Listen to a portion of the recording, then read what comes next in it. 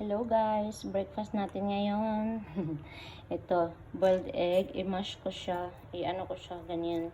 Tapos, toast bread, coffee, yung egg, lagyan ko ng mayonnaise. I-mix ko, mix.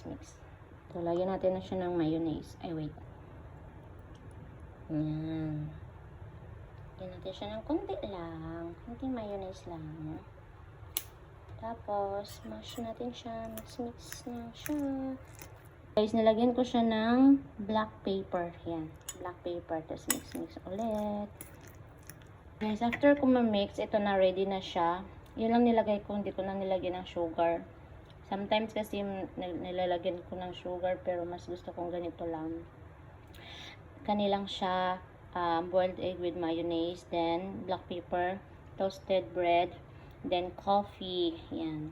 Ito, after using, lagyan natin sa ref. Para yun. Yan, lagyan natin siya. Okay, breakfast time.